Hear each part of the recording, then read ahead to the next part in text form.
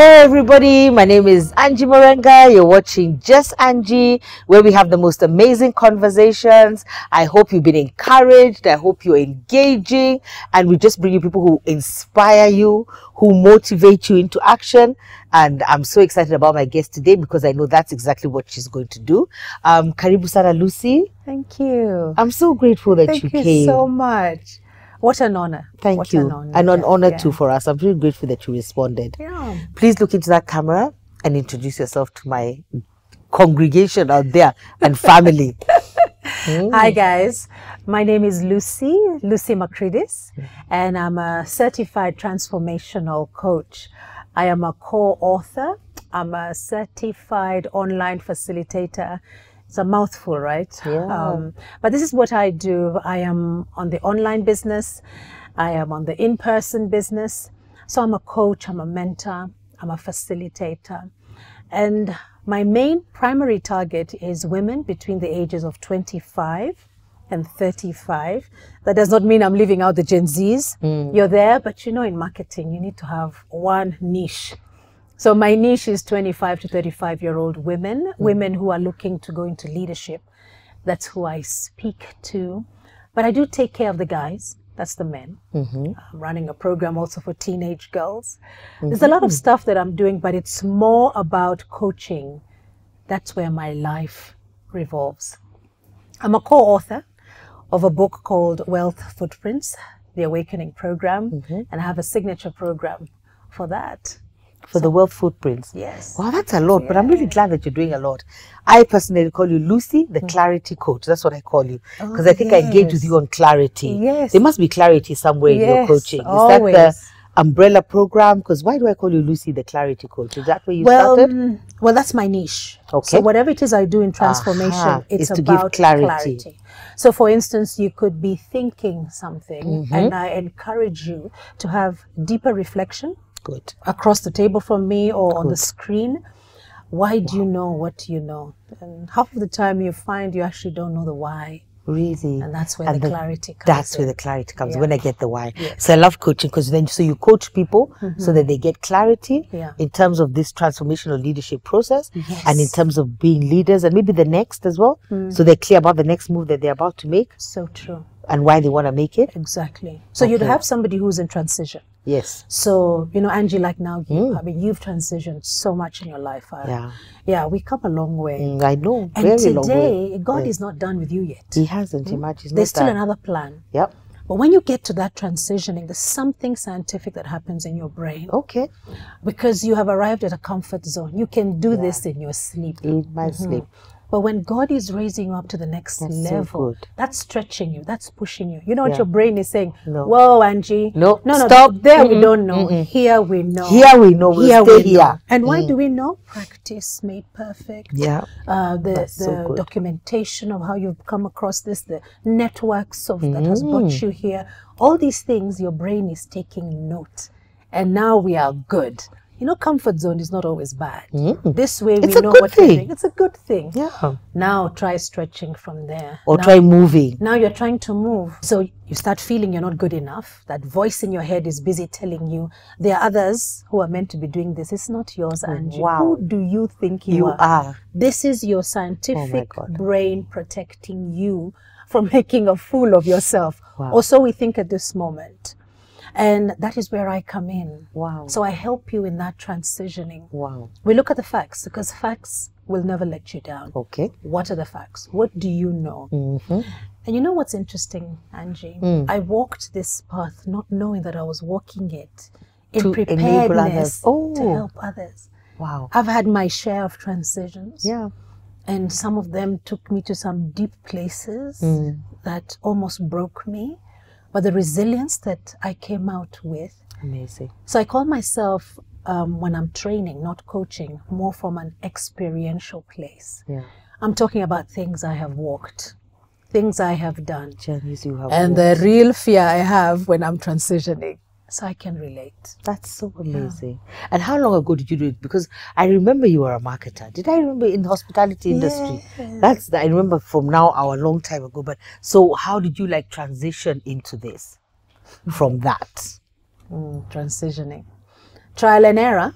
until one day when the axe just fell. Really? So why do I say trial and error? For the longest time, I knew I wanted to teach people my trade. And when I got into leadership, it just happened automatically that my team would learn from me. Yes. I was intentional about passing on my skill. I wasn't one of those bosses who needed everything. You don't go and leave because you're worried your place would go. I was encouraging my team to just cut off the legs of my chair. Wow. Get rid of me fast enough. So good. Because that's the only proof that somebody has actually grown the succession. Wow. So I started doing this and it just landed me more jobs. You know how you're thinking you're preparing for the exit, but I ended up getting more jobs, more senior leadership jobs, director jobs. I mean, even how I landed up being a director, a board director at KICC. That was because of me putting myself out there and doing this thing, I believe, from a very selfless place. But because of that, I kept on transitioning. And as I did, there were certain gaps where I was twiddling my thumbs, Angie. There was nothing I was doing. Thus, my company was born. That's so good. And I call it LMC. Consultancy. At that time, it was more about training. Remember, that was the need I was covering at that time, passing on this skill. And that's what I started doing. And I absolutely loved it. You know these co-working spaces that are happening now? At that time, IFC had come into the country and they were just trying it out. When co-working spaces started, it was actually IFC Nairobi that started it. And we were one of the new lot. We were the guinea pigs. You were the guinea pigs. So you paid half and they paid half for you. And we had this floor. And that's where my office was. I didn't last long there. I got poached. Somebody came looking for me. So I left it on the shelf, went back into the industry. But after a while, I'd done my bit. You know now, because of the transitioning, I was so clear. I've done my bit. I've done my bit. I've done my time. Yes, it was time to leave. So I resigned, went back and picked it up. Now it was answering the need of consultancy. I realized that people like me start companies with the mindset of corporate. But when you hit the ground running, you know, it's a hustler. You're an entrepreneur. You're an entrepreneur now. It's you. Yeah, that's a good truth. It's so different. I was now answering that need as a consultant. So I packaged myself that I was helping you to transition. And I was also helping you in training your staff. Because, you know, skills kind of have a lifespan. It ends and it starts again. Like a cycle. Like a cycle. And half of the time we think that it's the same thing. Yes. The foundation is the same, but how you're showing up is different. Even the experience is different. It's different. So who was doing that? I was coming from 5-star hotels. So I knew it. I had templates from all over the world. And these are things I lived. So by this time, I went in as a consultant. Again, I came back into the industry because somebody came knocking. It was a 5-star. Because you're good at what you do. Oh, thank you, Angie. Thank you. It's just the grace of God. And this 5-star hotel was looking for an African woman to do this job. Amazing. And of course, I said, me? Who? Me? They're looking for, this is an international company. Looking for an African woman. But again, back to specificity. Yeah, that's what I like. They were very specific about what they wanted. They were very specific and I fitted the bill. So when I came in, that was another transition. Now I was learning something new on this kind of platform. And I took it all in, knowing the day was coming. When even this would end. Even this would end. I always say to my kids, no situation is permanent. That is it. So when you're in this season, you know, work it. Yeah, do the best. You know, because this season is going to change. It'll be a different season. So what can you pick from this season to the other? These are the things I look at when I'm doing transitioning sessions or leadership sessions. So when did the axe fall? The axe fell with COVID-19. Really? Yeah. Those phone calls that used to come, they stopped. They stopped. You want to shake your phone if it's okay. Even people to call you. Call me to check whether this phone is working. I know. Imagine, Angie, my phone calls dried up. But I guess it's because of the industry, but anyway, huh? Yeah, because of the industry, but also because of the level I had arrived. Where now the cost to hire me was perceived as very high. And still, unfortunately, at that time, I didn't have the right gender or the right skin color to justify that cost, continuously. Wow. And then there was ageism. Now, ageism that was taken in a negative way. Remember, I'm the person who's creating succession plans for these young people to come up and take my position. It was coming from there, but this ageism was now coming from the companies.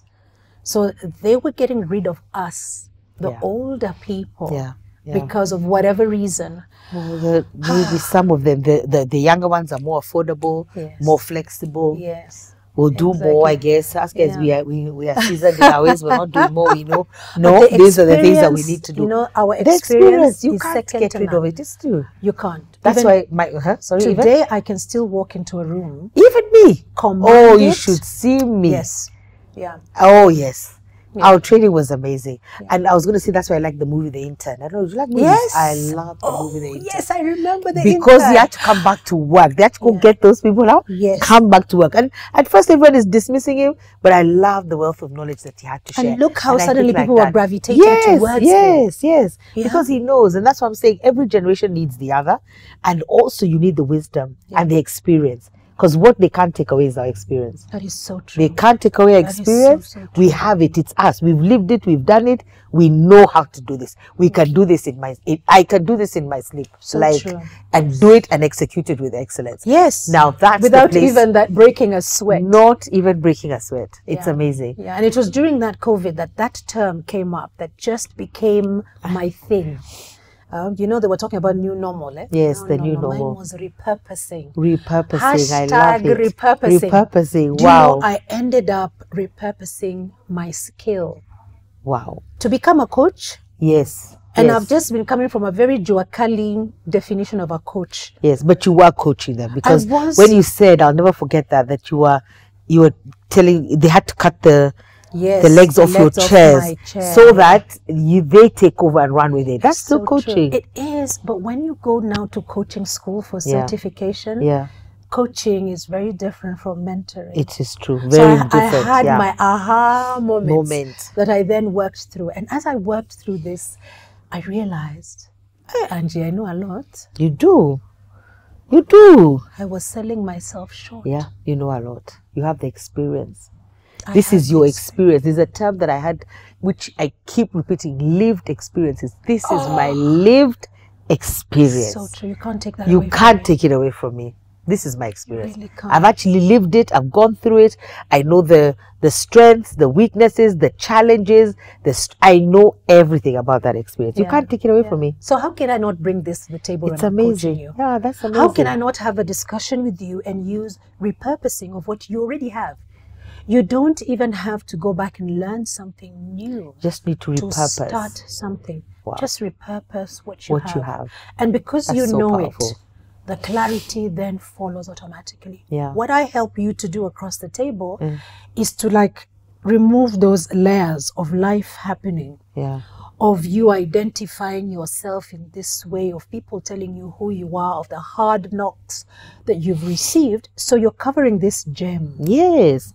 I feel like it's a covering. I feel like people are covered up in all the things that have happened to them in life. And sometimes I feel like you have to chisel your way through all these layers to identify this gem. So that's beautiful. That's what you do. That's what I do. That's so what you do. Oh, wow. Oh, Angie, it's so fulfilling. I can imagine. I've been watching you. I've been watching you online. I've been watching you on social media, and I was like, wow, this is really something. You don't be silent then. Yeah, I won't be silent. Sometimes I get too busy. There's a metric called engagement. Don't be talk just to me. Engage, talk to you. I will do that. So I've loved what you're doing. I really have. I really have. So what's coming up? This is October. So there's the one-to-one. Yeah. And you said it can be online or it can be in person. Yes. So that's coaching for transformation and for transition. Yeah. And then what about the programs? Do you have a set time that you do the programs? Yes, I do. There are certain programs that I do throughout the year. Okay. Depending on the month. For instance, now being October, we're coming to the end of the year. Okay. You know, so it's that time of reflection. Yes. Monitoring and evaluating what you have done. Done. The big thing that I do now is your core values. Okay. So I do a whole good. session on core values. What does this do for you? As you revisit your decisions, you know, in decision making, I'm sure you know this, Angie, your core values play a very big role. part. So who are you? Do you understand why this value is important to you? Ama, you picked up mom's value and you've decided it's mine. You know, mom lived her life. Yeah. You figured out what your value is. So I take you through a process like we throw values at you, and then you come and you bring them down, you funnel them down and you to at least between 3 and 5 values. Wow. Those values, once you have them, you now like rethink what your game plan has been the entire year. The entire year. Now I prepare you for the vision board, which we do in January. Okay. So you've got the core values at the back of your mind. You finish the quarter of the year. You come in January. So January, I do a vision board session with you. This way you plan your whole year, what it is you are seeing you will do. Coming from a place of planning, not a place from the pressure of the New Year's 31st, and you're saying, this is what I'm going to do because Angie is doing. I mean, I love that you're writing books, and most probably I'll be doing that January 1st. So I'm going to be writing more books. It's not going to happen, Angie, if I don't put my money where my mouth is, and I mean by action plans. So right now I would be doing the core values. Come January, I will be doing the vision board. And as I do that vision board, I've got 3 back-to-back sessions of personal planning. So what we do is 3 of them, and these help you now. You've said what you're doing for the year. I'm helping you on a personal planning program. Wow. For three sessions. For 3 sessions. So we identify, we plan, and we execute. Wow. So we've already identified in the vision board. Now we are planning for what we identified, to do, and then now we're executing. That is where people fail. I was going to say, execution is the hardest thing. You can plan, you can visualize, you can lay it all down, you can do this, but execution, that is a hurdle that we need, like actually getting it done. Because that's when you find there's people who are procrastinators. You don't want to get out of your comfort zone. Like, why do I want to go down that direction? So a lot of push and pull, and you said even it's scientific. So the brain has really started telling you, no, we don't need to do this. We're good at what we're doing right now. Let's keep on doing what we know. Why are we? You know, if it's broke, if it's not, what is it? Don't. It's so. If it's broke, not don't broke, fix don't it. fix it. Yeah, but that's what. Let's just chill. But that's now the real push. You know, sometimes I feel like the execution is like when they have parachuters in a plane. No one jumps. You have to be nudged out of the plane in order to get out. Because in your human, you're like, I'm not. What do you mean? There's a parachute. Logic. You cannot go. You have to be just given a small nudge, then you go. And then you're gone, and then you suddenly see you can do it. This is it. You fly. Yeah, you fly. It's amazing reality. So that once I'm done with those 3, then that's the first quarter done. The second quarter, and you mentioned it, I work with procrastination, and I call it the Procrastination Buster Program. What? That's the Buster Program. It's a Buster Program. That is the one we need. Buster procrastination. Procrastination. Oh my goodness. People can put things off forever. See, I'm a procrastinator, Angie. Really? Me, I just rather just go. Me, I'm a bite the bullet. Let's go. Let's see. Jump in the pool. Let's see what do. I'll do my best not to procrastinate. Yeah. But I know there are people who struggle with that. Oh man, I struggle with it. You see the way you're saying, you're taking the risk. You're jumping. You believe that that's where you're going to find your fulfillment, your creativity. I'm not a knowing individual that dots the I's and crosses the T's, and that is where my procrastination comes. It has to be perfect. So you see, procrastination is the effect. It's not the cause. It's the effect. It's the effect. So you got to figure out what's your cause. So my cause is perfectionism. It's perfectionism. I want this perfect. It has to be perfect. I have to know how it's going to be.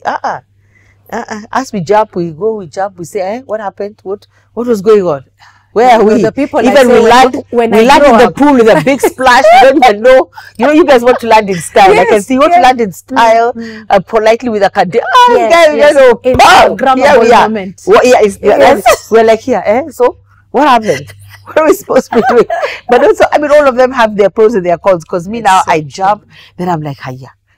Where did we get here? What are we doing? What were we supposed to do again? But me, I just jump. But I do understand that there are people who want everything to be perfect. So it's like you're not moving. So I'm really glad. So you have the Procrastinator Buster Program. Guys, sign up. Yeah, That's why if you know, sign up even the people who you know who are procrastinators. Sign them up. Let's go for this. Yeah. So again, there you get your clarity once you come for it. Yeah. And I like that you get your clarity on why. So there's this thing called procrastination, but we break it down to your why. That's what I love. Your why. Why are you procrastinating? Because they're different things that make us procrastinate. Maybe you freeze, maybe you had a bad experience, maybe you're a people pleaser, so maybe you end can't up rock the walking boat into a place and you want to help everybody, that you don't think about the work you have to do. And this is what happens. So you procrastinate and your boss is there like, you're not delivering, Angie. You're like, but I helped Lucy. See, and I don't know who, Catherine, and that's not your work. That's not your work. That's procrastination, by the way. Now we know you're a people pleaser. That's the cause. Oh my goodness, I love it. What was the effect? That is so good. Yeah. So when we're done with that, because just back onto the programs, that's already halfway through the year.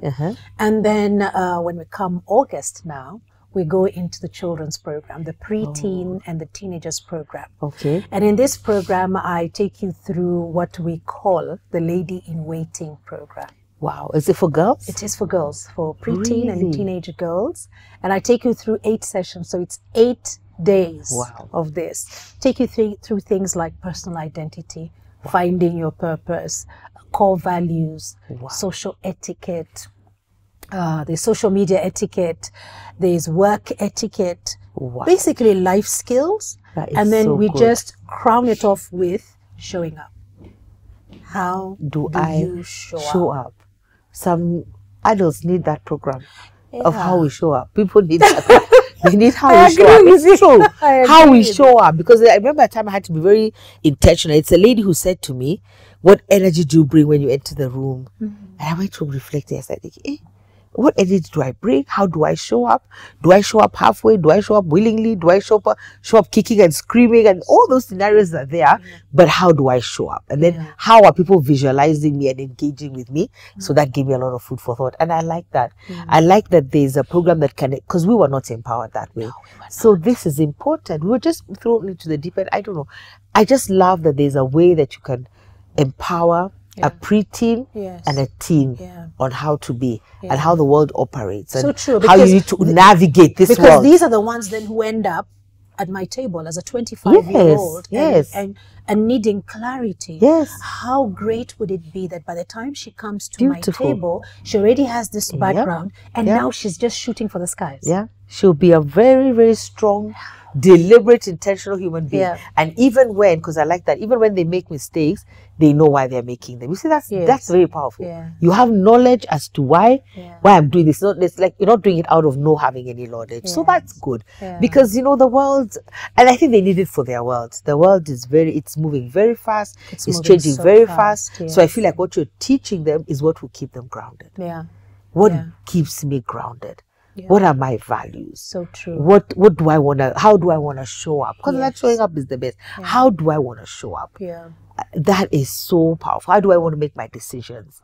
It's so powerful. That is so good. I remember when I was doing the girls program and I shared a personal experience. Like I said, it's always experiential. And I did deep. In fact, for me also, it's a healing, Angie, because there were things that were never discussed at a counselor's table. But being able to share them with my audience and seeing the transitioning. And the example that I gave is that growing up, I grew up in a village. But the school I went to was in town. The people who are going to school in that town are coming from the suburbs, and it's the leafy suburbs. Mine is leafier because I'm in the village, but that is not how my teenage mind was translating that information. I love it. And so I always wanted to live their life, that I did not live in the present. You were living in the future. I was living in this future that I was not even sure about. I looked at my situation and thought, I can never get there.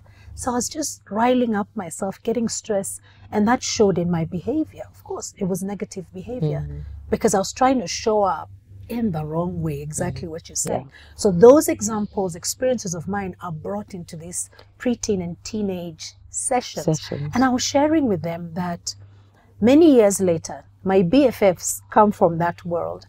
And now I know that they wanted my life. Imagine. The simple life. It's like everybody we're like in a mirror here. These guys want to come here. These guys want to come here. There you go. I don't understand. And they told me exactly what about my life. That they loved. That they loved. And I thought, seriously, you guys, am I being pranked? Because this cannot be real. And they point out specifically, and woe unto me, my father was very liberal and such a social bee. When he met my friends, he extended invitation, embarrassment on top of because you were thinking, how is he? You're bringing them to our house. How? And now I know that in their homes, they didn't have that kind of a parent. They didn't have peace. They didn't have that kind of a parent. Exactly. And that's what they loved. Wow. That's what they loved. It's not about keeping up with the Joneses anymore. No. It was just having rich experiences at home. And doing what you need to do. I shared that with the girls and they're like, yeah, my friend is like this. I want to be. So what are you going to do different today? Wow. Well, I've discovered that on personal identity, I'm unique. You are. And just like my pin, you know, there's nobody else who's got this fingerprint. In this entire world of 8-point-something billion people, it's only you. I'm the only one. I'm unique. Yeah. And now I'm going to share that with a friend that I am unique in this way. I just need to figure out what am I unique in. Yeah. Again, you see, finding your purpose comes. That's amazing. And then I love, like, you're so elegant. You always display grace all the years. I'm telling you, you are. I was thinking, actually, you're the right person. If I had a preteen, you're the right person. Because you'll also teach them, I think, how to carry themselves, how to be, how to be composed, how to present beautifully and with grace. It's true. I'm not just saying that. You really carry grace in a special way. And that's a good thing for them to see. Because see, they also have to see it. To see they that have to see possible. it. Yes. How do I compose myself? How do I sit? How do I talk? How do I address? How is Lucy addressing us? You know, that is key because we can talk, but then we have to see. Yeah. And then the other thing is the experience. Once you share your experiences, hey, people never forget them. They learn from them. They're like, wow, I can also do this. Wow. So thank you so much. So hashtag repurposing. Repurposing. It's a real thing. It's a thing. That's in our t-shirt. We need t-shirts. Repurposing is a real thing. And that's what you're doing. And do it with your life and do it with other generations and do it with the women. I love the specificity, 25 to 35. Yes. That's where a lot of decisions are made. So I'm really grateful that they're there so that they make the right decisions. And I think I'll close with saying, you know, to anybody out there, and especially when you're raising girls, because I've raised one, and raising women, it's so important sometimes for them. They may not want to listen to your voice, but it's important to give them a voice to listen to. And as I've heard today, this is a good voice for them to listen to. Because you want to be deliberate about whose voice are they listening to if they're not listening to your voice. And most likely, they're not listening to you. They think you are outdated, so you don't know, so they're not, their minds are on the other side. But I really believe that even after doing this show today, that Lucy is a person that you can connect your preteens, your teens, and then your 25 to 35-year-olds. So that when they're making decisions, they make them, I feel, on real things. Like values is a foundation.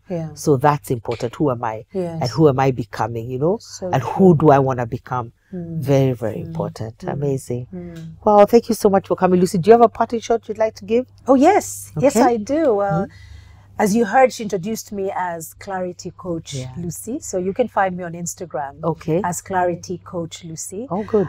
You can find me on TikTok. Yes. Wow. All this is on TikTok. And there also I'm as Clarity Coach Lucy. And on Facebook too. On LinkedIn, I'm more official on LinkedIn. So I go by my name, Lucy Macridis. And all I do want to say is that you've got this.